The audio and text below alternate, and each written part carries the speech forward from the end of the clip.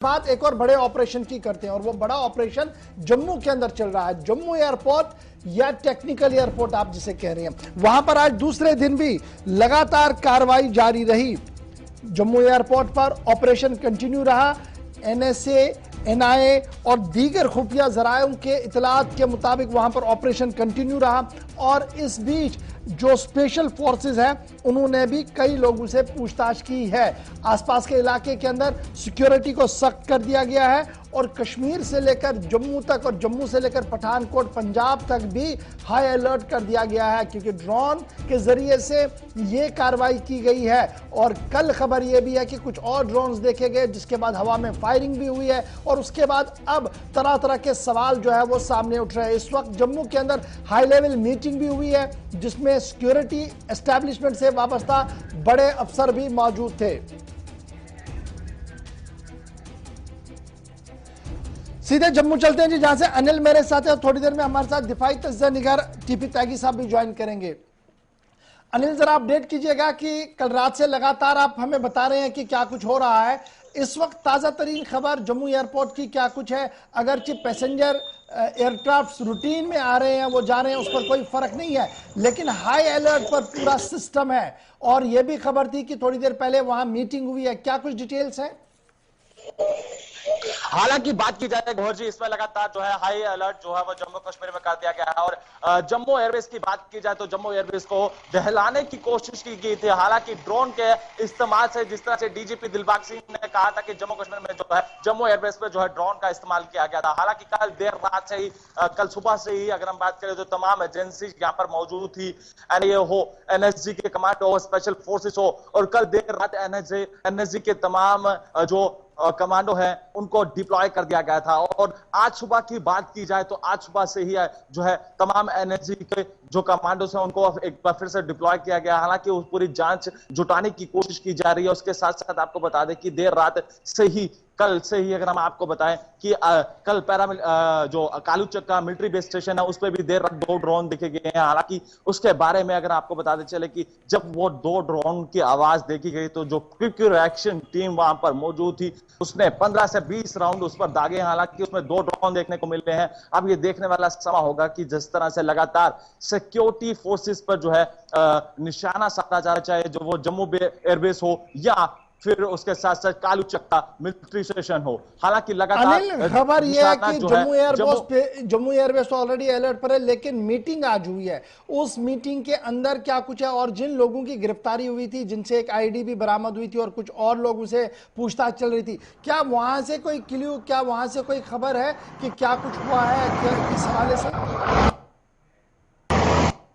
उनकी तरफ से कोई भी स्पष्ट नहीं किया गया है। हालांकि थोड़ी देर पहले यहां पर जो है एक बड़ी मीटिंग की गई है जिसमें पूरा रिव्यू किया गया है। सिक्योरिटी के लिहाजे से बात की जाए तो एसएसपी जम्मू यहां पर थे, एसपी साउथ यहां पर मौजूद थे, एडीजी वहां पर मौजूद थे। हालांकि पूरे एरिया का जो है वो निरीक्षण किया गया है और सिक्योरिटी को रिव्यू किया गया है। हालांकि देखा जाएगा कि आप पूरा मामला क्या रहा था, सिक्योरिटी का क्या नाकामियां रही हैं वो पूरी देखी गई है। हालांकि अब जिस तरह से लूज पुल पूरे चेक किए जा रहे हैं कि क्या देर रात जो ड्रोन थे वो कैसे घुसे हैं। हालांकि पूरे 13 से 14 किलोमीटर की बात की जाए तो नजदीकी यहां पर बॉर्डर है। हालांकि आप ठीक मेरे पीछे जम्मू एयरवेज स्टेशन देख रहे हैं। हालांकि वो देखा जा रहा है कि क्या वो पाकिस्तान से ड्रोन तो नहीं पहुंचे थे। हालांकि जिस तरह से आसपास के पूरे एरिया को जो है वो सर्च किया जा रहा है और इसके साथ साथ बात की जाए बेली चाराना से भी आशंका हो सकती है कि यहां से कोई ओजी वर्कर्स ना हो कि इस ड्रोन का जो है इस्तेमाल किया जाए। ठीक है अनिल, आप स्टैंड बाय में मेरे साथ रहिए। जो अब डिफेंस के स्पोक्स पर्सन की तरफ से कहा गया, उनमें कहा गया कि देखिए 2 ड्रोन देखे गए थे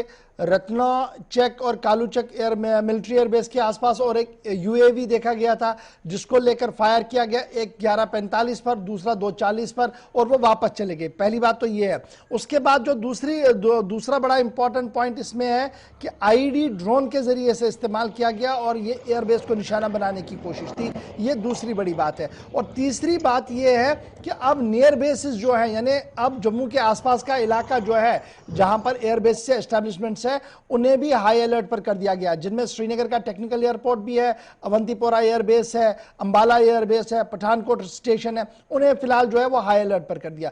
लो फ्लाइंग ड्रोन्स वो टारगेट कर सकते हैं मिलिट्री बेस को। एस्टैब्लिशमेंट की तरफ से इस तरीके की बात जो है वो कही जा रही है। लेकिन एक बड़ा मामला इस वक्त ये बन रहा है, क्योंकि ये भी माना जा रहा है कि जो सीसीटीवी फुटेज थी या जो दीगर चीजें थी, सर्विलेंस की टीमें, उन्होंने ड्रोन को शायद डिटेक्ट ही नहीं किया है। इस तरीके की भी बात जो है वो इसमें आ रही है। तो बहरहाल सीधे इस पर और बात करेंगे जी। हमारे साथ कर्नल टीपी त्यागी साहब हैं, काफी माहिर है इस पूरे मामले पर। त्यागी साहब, बहुत शुक्रिया जी ज्वाइन करने के लिए।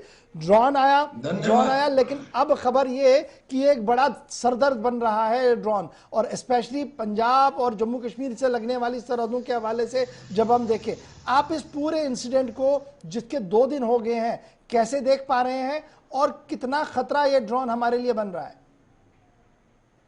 देखिए, पहली बात तो ये है कि ये ड्रोन का हमला अनप्रेसिडेंटेड है। इससे पहले कभी किसी मिलिट्री इंस्टॉलेशन के ऊपर ड्रोन का हमला नहीं हुआ। ड्रोन का इस्तेमाल हुआ होगा हथियार फेंकने में, एक्सप्लोसिव फेंकने में, फेक करेंसी फेंकने में या लीफलेट फेंकने में।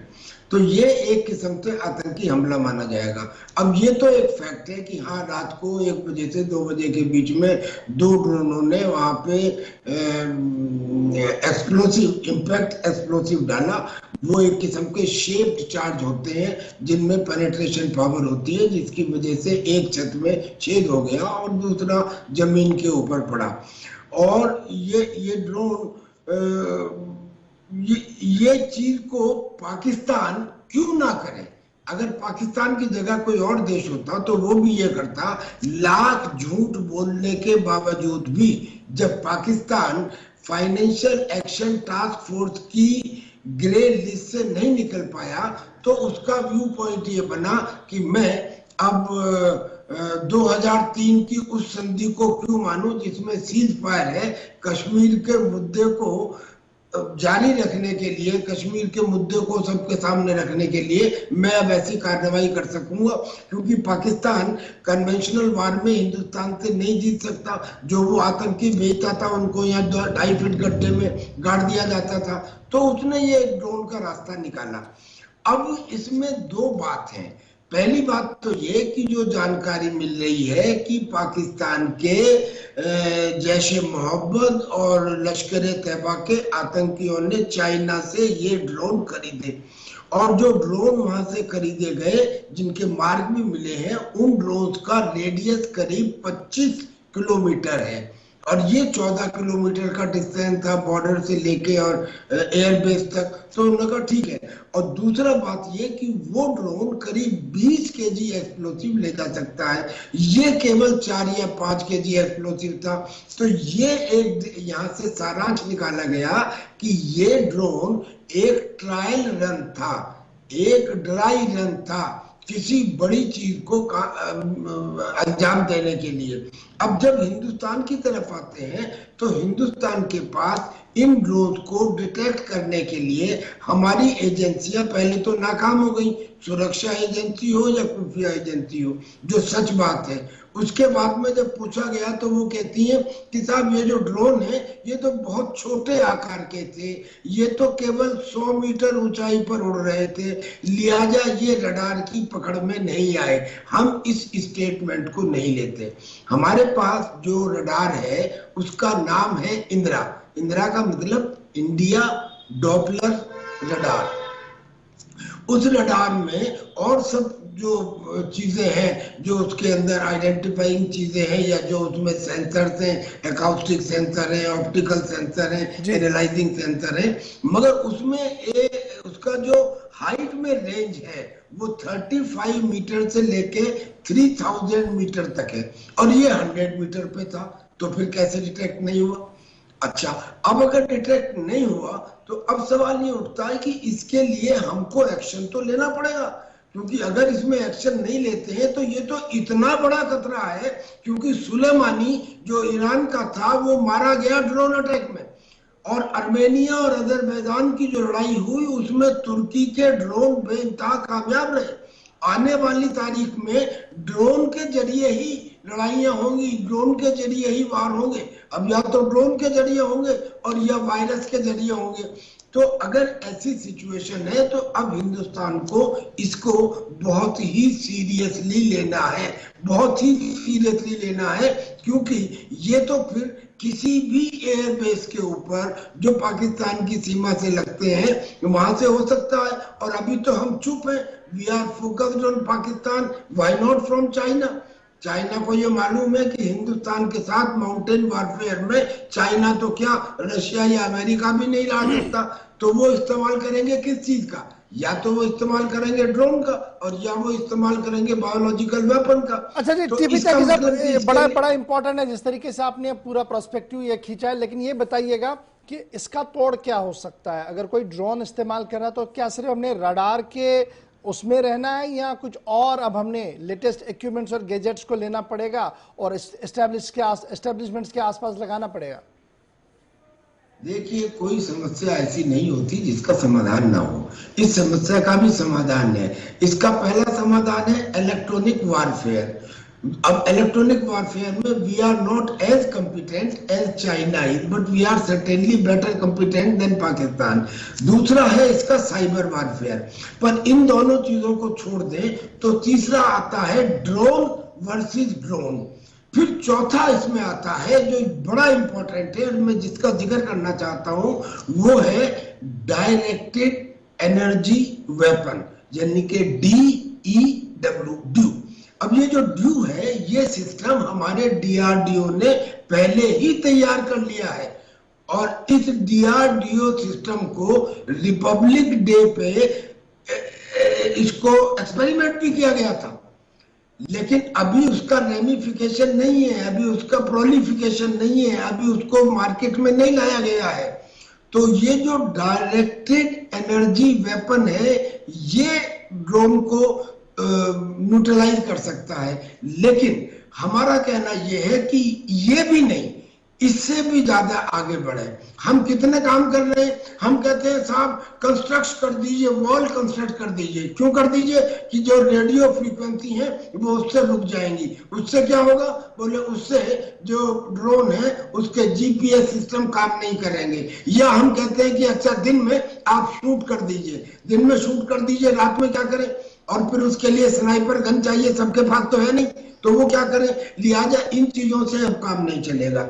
अब आंसर ये है कि या तो DEW, लेकिन हम तब तक वेट नहीं कर सकते क्योंकि ये खतरा इतना बड़ा है कि कल को पता नहीं क्या हो जाए, you do not know. So under that situation अब हमको डिफेंसिव नहीं, अब हमको ऑफेंसिव होना है। हम यही सोचते रहे कि ड्रोन को कैसे न्यूट्रलाइज करें, ड्रोन को कैसे न्यूट्रलाइज करें, ये सोचने का मौका अब एनिमी को दिया जाना चाहिए। और ये जरूरी तो नहीं कि ड्रोन का रिप्लाई ड्रोन से ही दिया जाए। कभी कभी छोटा फोर्स भी अगर कोई लगाता है तो उसकी ताकत में, और ये फौज की टैक्टिक्स है कि वीकर पॉइंट के ऊपर स्ट्रॉन्गर ताकत लगाओ ताकि विजय सुनिश्चित हो। यानी कि ऑफेंसिवली भारत को अब कोई एक्शन लेना चाहिए ताकि ये हिम्मत ही ना हो कि कोई ड्रोन इधर भेज सके। बहुत बहुत शुक्रिया टीपी ताकि साहब हमारे साथ ज्वाइन करने के लिए और ये बताने के लिए कि क्रोनोलॉजी क्या कुछ और कितना खतरनाक ये मामला है, आने वाले दिनों में क्या कुछ हो सकता है और उसमें क्या कुछ करने की जरूरत है।